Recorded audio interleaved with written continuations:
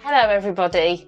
This video is focusing on the teaching of phonics, reading and writing when we return to school on the 8th of March. Now, I've already done a video highlighting potential difficulties and potential impacts of the lockdown over the last year. So I'm not going to go over that again. If you haven't watched the video, go and have a look for CPD video 9, the impact of lockdown. Today's video is going to be about moving forward in the teaching of phonics and how we can best inspire and re-engage the children on their return to school. First and foremost, every single practitioner knows that the children's well-being is absolutely the most important thing going back to school. We want the children to feel settled again, to meet their friends again, to gain confidence again, and obviously they're leaving their parents after a sustained period at home. So all of those elements are of course the most important and the most crucial. But obviously we're going back to school, and the reason the children go to school, as well as all of those social skills, is to learn how to read and write. So that's what I'm going to focus on today. I first of all want to commend and thank every single early years practitioner and teacher out there for delivering amazing online learning for the children. Stepping up to it, doing something we've never done before has been so incredibly challenging. So as well as going through all the emotional ups and downs that lockdown gives to us, we've had to deal with something that we've never dealt with before, something that we didn't sign up to when we were teachers. Teaching online is something completely alien, and teaching online for early years is particularly difficult because really it goes against everything that we believe in and how we work in our settings. So no matter how child initiated you are within your setting, nobody delivers the early years curriculum in the way that we've been expected to do over, well, really the last year on and off. So I am desperate to get back into school. I'm desperate to get my children back into school, and I'm desperate to get back to what I feel is the true essence of early years and how children learn best. So I have tried incredibly hard for my beautiful, amazing class to give them as much as I can online, but it is by no means a replacement for what they would have had if they had been in school. As I've said to you in previous videos, I deliver everything through play. So apart from a adult-led phonics session at first thing in the morning, the rest of the time is for the children to explore and create and learn in a way that interests them and excites them. It's pretty impossible to do that online and interact with the children the way I would if we were in school together. So I'm desperate to get that back, and I can't wait till the 8th of March, and I'm sure lots of you feel exactly the same.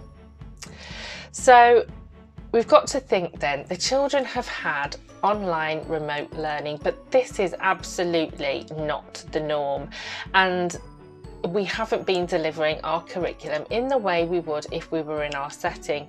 So whilst they have worked incredibly hard, and the parents need a huge round of applause for delivering everything we've set, we need to try and get back the bits that we will have lost by delivering a curriculum in a way that's not ideal for early years children. They will have missed out on a lot of play and a lot of interactions that they would have had if they were in school. And that's not to say that parents haven't done an amazing, incredible job. They absolutely have. But I know as a mum of 3 that the children just don't respond to you in the same way they would respond to their teacher or a member of staff in school. They just don't. You're their parent, you're their safe place, you're the person they can moan and whinge to and feel safe to do so. So it's definitely not going to be the same experience playing with mum and dad at home as it would be playing with your teachers at school. So we need to get that playful learning back for the children. We need to focus everything we do around play. And whilst we do that anyway, in my setting, it's going to be even more crucial than ever before. Those interactions, those playful moments where the children are practicing and rehearsing their phonics skills, whether it be reading or writing, are going to be even more crucial. Children have been working on activities set via remote learning. The parents will no doubt have been there supporting their children, which is fantastic. But the children will have relied on the parents to support them more than they would have been supported if they were at school. I know myself, I encourage my children to have a go themselves and do a lot of it themselves, whereas when they're with mum and dad have that instinct to help their children, of course, because they want them to do the best that they can possibly do. So a question I know a lot of teachers and practitioners have been asking themselves over this period is how much of the work that we've seen has actually been independent work from the children. That's not to say that I'm criticising parents, I can't emphasise that enough. It's different working with your children when they are your children. So I'm not criticising at all. I just want to think about the fact that there's going to be a lot of children who will have had an awful lot of support and would have not been as independent as they would if they had been in school. So we've got to get these children back into school, we've got to settle them, make them happy, make sure they feel safe and secure. And then we need to almost wean that extra support that they've had away from them so that they're independent in their learning again. Now that's potentially going to take time. So in order to do that, we really need to build their confidence. And as early years practitioners, we're always bigging up every little bit of any mark they make on paper, whether it be emergent writing, whether it be squiggles, whether it be a few letters here and there, we big that up. And that is going to be even more crucial over the coming weeks. We need to make sure that the children know we are so proud of how hard they have worked at home. And we are so proud of every mark they put on paper. So the key for me, before I even think about everything else, is building their independence again, building their confidence again, and building on their willingness to have a go on their own, which they may not have been doing over the last couple of months. So my phonics sessions are going to be heavily recap and building their confidence. Recap and rehearse. There's going to be a lot of recapping and rehearsing for the first couple of weeks until I feel confident that the children are back in that I'm independent, I'm going to learn this and I'm going to have a go frame of mind. We need to build that again for the children. So in order to make them feel confident and make them feel like they can really do this before we really start to challenge them again, we need to make sure that they do lots and lots of recap, rehearse and apply. Lots of it. And for the first couple of weeks, I probably won't teach them any new phonemes. I'll play that by ear, professional judgment here for everybody. But in my head, I'm going in thinking it's going to be a lot recap, rehearse, apply, so that I gain a sense of how much their work was independently completed over the last few weeks, months. And also just to, as I say, to build their confidence. And after a couple of weeks, and I feel that they're really settled back into our setting, and it may not take that long, but I'm thinking in my head I'm going to give it a couple of weeks to really make sure that they're all secure again. Then I'll rethink, and then I'll start moving on at my usual fast, rigorous pace of 1 phoneme per day. But there's going to be a lot of rehearsal. And as I said, a lot of it is going to be through play. So I'm going to go through now some examples of how I interact with children in their play to make sure that they are developing their phonics skills and applying them to reading and writing. First of all, my writing area is always going to be inviting. There'll be different sized pieces of paper, different colours, notebooks with characters on that will entice the children in there. There'll be clipboards, because who doesn't love a clipboard? There'll be gel pens, pencils, all sorts of writing implements for the children to really feel like they want to go into that area. But also it's really important to make sure that those writing implements are throughout the rest of your areas too. So in the construction area, the small world, in the role play area, all of those sorts of things, they need to be everywhere and accessible to the children. The children need to think, I need to go there and I want to enjoy my writing experience. Another thing I'm going to do is play on my own. And that sounds really bizarre, but actually it models for the children how to play and write and read and have it be really good fun. So I won't always play with the children. I might go and get a clipboard and a piece of paper and some pens and sit on my own and start writing. And then I might start talking out loud to model my thinking as I'm doing that. And I might laugh to myself and I might look slightly crazy, but actually the children will come over and ask me what I'm doing, just in the same way I might do to them. And before you know it, you've got lots of children who want to be doing what you're doing and writing like you're writing, because actually Mrs. Tute's making that look really good fun, so I'd like to have a piece of that too. And that might not work for all children, but if you're sitting there playing and enjoying yourself, of course other people are going to be drawn to you. So it's a really good and simple way to model how to write within your play. And I would never drag children over to have a go at doing what I'm doing, but they will come over to me and see what I'm doing. So that's an interesting approach to have. In my outdoor area, because the children are going to need to get outside, the beautiful spring weather is arriving, so we need to make sure that they are developing their gross motor skills even more than before. And I talked about that in my last video, but the gross motor skills have really suffered over the last year. So I'll make sure my outdoor area has child-sized brooms and chalks and paintbrushes and water and ribbons and hoops and building blocks, and all of those things will develop their writing, so don't forget that. Some children may want to go and repaint the shed with water. Some children might want to use little paintbrushes and make marks with chalk and then paint over them with water. All of those things the children will just naturally explore and develop.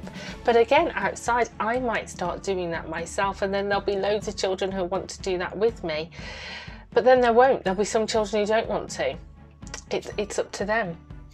One thing I saw it somewhere and I can't remember where, but I read somewhere about getting some windbreaks in your outdoor area, literally just having it in the shape of a square and giving the children a small space to go and talk and catch up and communicate with their friends. They're low enough for you to look over and see that they're not doing anything they shouldn't be. But what a lovely idea that is. I can't remember where I found it, so if it was your idea, thank you, because I'm definitely going to use it. So I'm going to go over some scenarios now about the sorts of things that I might do when I'm playing with the children.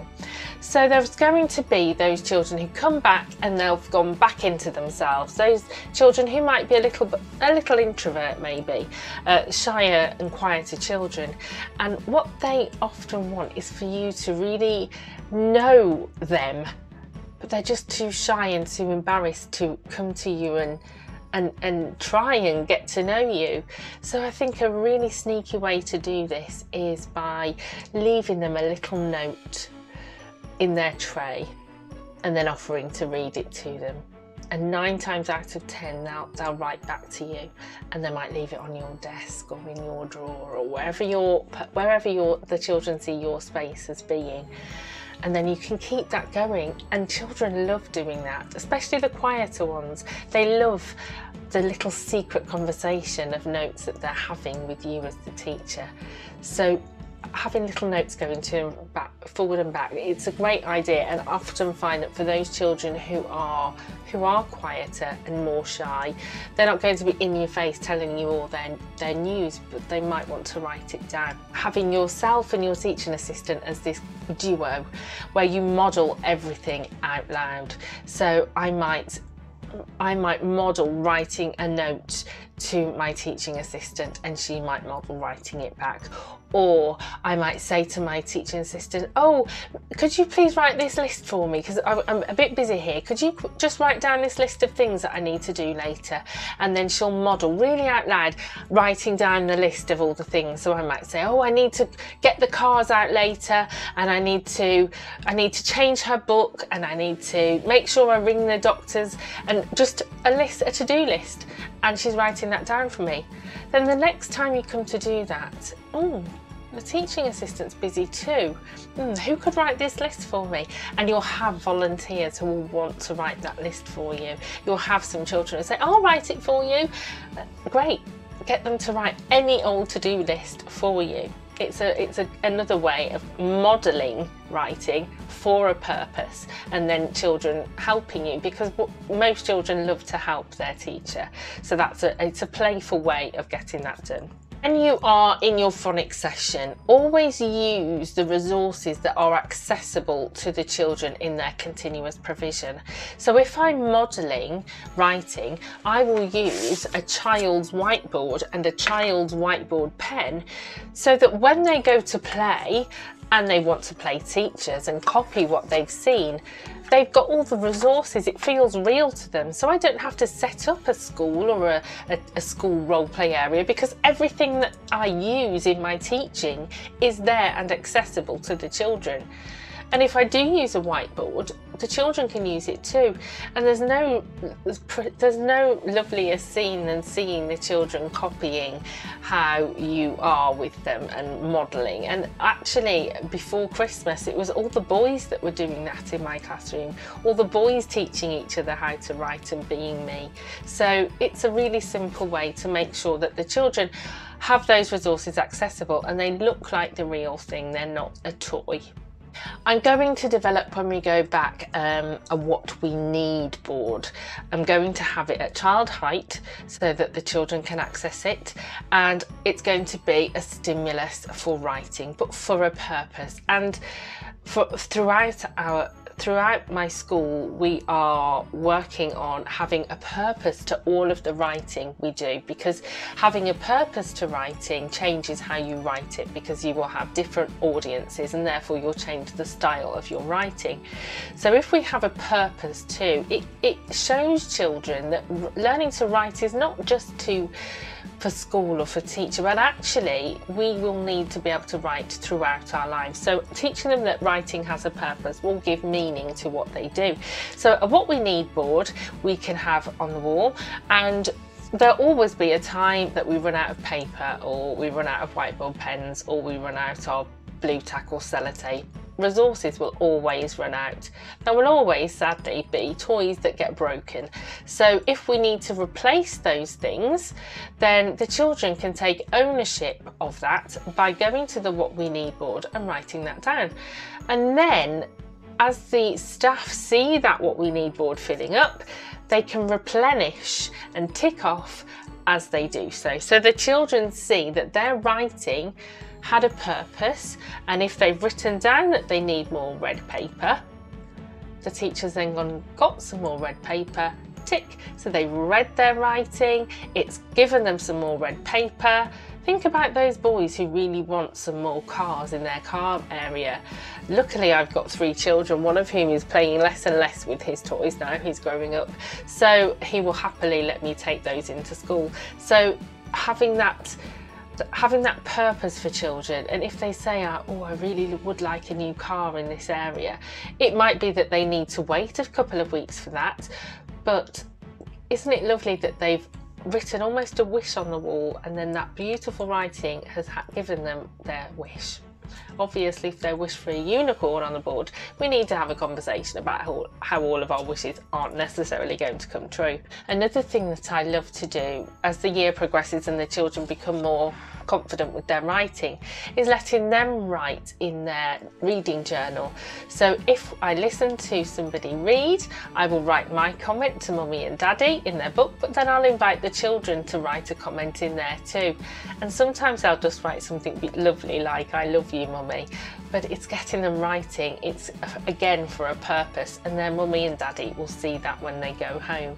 So including the children in that feedback in their reading journal to say that they've read and it was beautiful, it's a great way to get the children writing. Instruction area where those boys will gather on Monday at the 8th of March, desperate to reconnect with that Duplo and with their friends. Just have lots of little cards there, so when they have a creation and they've made something amazing, they don't have to break it and put it back in the box at tidy up time, but they can display it with a card with whatever they've made, the name of it, and they can just pop that there. And whenever anybody comes into the room, like the head teacher, not that many visitors these days because of the whole bubble situation, but you might get one or two. If they come in, they can come and go to that area purposely and read all these beautiful creations and bits of writing that those children have placed on display. Again, it gives a purpose and it's playful, and they can do it if they want to, but I'm not going to force them. So all of these things that I've said, whilst there might be me nudging and encouraging and giving them some ideas, I will never force the children to do these things. And it's all about making it look exciting and engaging, and whilst they're playing, making it link to what they're doing. So I'm not going to do these things and expect everyone to drop what they're doing. But if they're playing with the dinosaurs, and then I start playing with them, and I say, oh, I've got a book about a dinosaur actually, and I bring it over and I start matching the dinosaur toys to the pictures in the book, then we might be reading together, read the names or read a fact about them. I might then say, oh, I really like this, I want to write a sentence about it, and I'll start writing a sentence, and they might watch me and then go back to play. But that's amazing. They will have taken something on from watching you writing about the dinosaurs. Lots of children will then say, oh, I want to write about the dinosaurs, and they will. But just because the children have watched you modelling and then not gone on to do it themselves, it doesn't mean that that was a wasted opportunity or they haven't learned anything, because they will have. They will have seen you writing and they will have enjoyed and taken something on from watching that. So let the children play. Let them play. You play with them, play on your own, interact, model, encourage, inspire, but make all of the writing they do for a purpose. Not getting out an exercise book and writing in it or writing on a worksheet. It needs to be in their play, it needs to be purposeful, it needs to have a reason, and it needs to be fun. Sadly, the bubble situation means that the children in reception in my school don't get to see the rest of the school children. So they have this natural curiosity where they want to know about them, and when we go back, I'm going to build on that curiosity and encourage the other classes to send us video post, letters, so that the children, if they want to, can write back to the other bubbles, and even record a video back to them, so that they've got that speaking and listen. So they've got that communication practice. Using this situation, and even though we are all over it and all fed up of it, let's use that curiosity for a learning opportunity. Again, don't force the children, but if you get some bubble post, put it on the whiteboard screen, watch it, see where they go. It might be that they want to record something back, they might spot someone who they think looks really cool and they want to send a message back to them, or they might want to write them a letter or draw them a picture, or they might not want to do anything, but that is fine. That's where they are at. There will be something that makes them want to write when they are ready. Just giving them lots of inspiration, showing them lots of modelling, showing them lots of reasons that writing is for a purpose will get the children writing. And it may not be in the first week or the second or the third, and it may not be to the final term of that summer. But it doesn't mean that you force them to write, because if you force them, into writing when they're not interested or not ready, you stand the chance of putting them off forever. And that's one of the worst things we can do when we're teaching children to read and write. It needs to be fun, it needs to be engaging, but most of all, it needs to come from them and their interest. So do all of these things, and if they're interested, brilliant. If they're not, just keep doing them anyway, because they will be picking up lots of bits from watching and seeing what you're doing and what the other children are doing too.